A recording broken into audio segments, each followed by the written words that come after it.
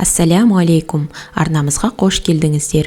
Бүгін сіздермен пиццаға арналған соус дайындайтын боламыз.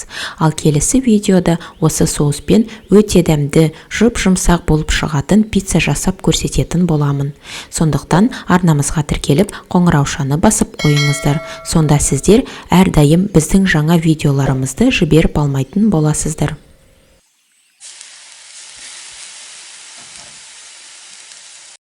Ең алдымен қызанақтардың қабығын алып тастауымыз қажет. Ол үшін видеодағыдай үстіне тілімдер жасап, шұңғыл ыдысқа саламыз.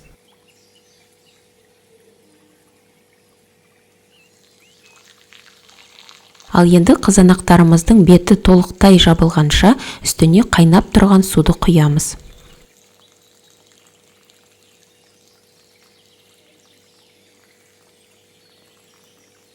Осы күйінде шамамен 5-10 минутқа қалдырамыз. Ыстық суда тұрғасын қызанақтың қабығы оңай ашылатын болады.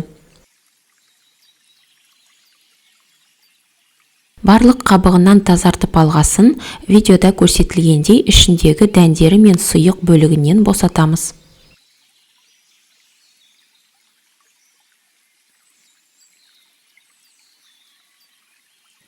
Содан соң барынша ұсақ қылып тураймыз.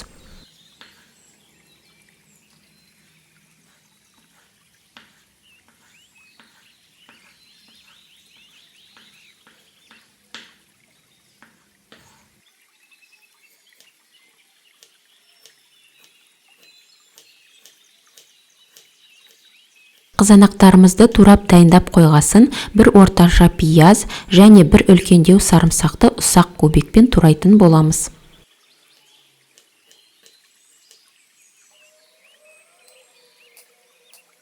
Бұл соустан 2 немесе 3 пицца жасауға болады.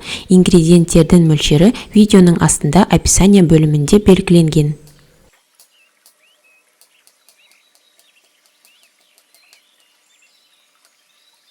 Ал енді табаға сұйық май мен сары майды қыздырып, сарымсақ пен пиязды әр қайсысын 1-2 минуттан қуырып аламыз.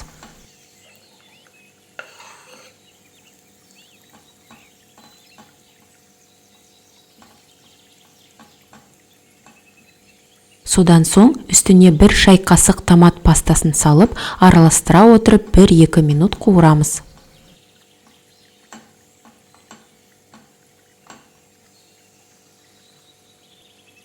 Кейін үстіне ұсақталған қызанақтарымызды,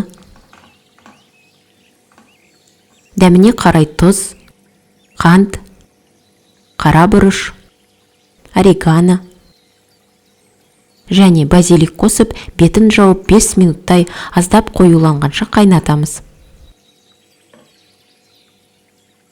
Осымен біздің соусымыз дайын. Соусты осы күйінде немесе қаласаңыздар погружной блендермен езіп алып қолдансаңыздар болады. Сіздерге міндетті түрде жасап көруге кеңес беремін. Өте дәмді болып шығады, және де бұл соусты барлық пиццалардың түріне қолдануға болады.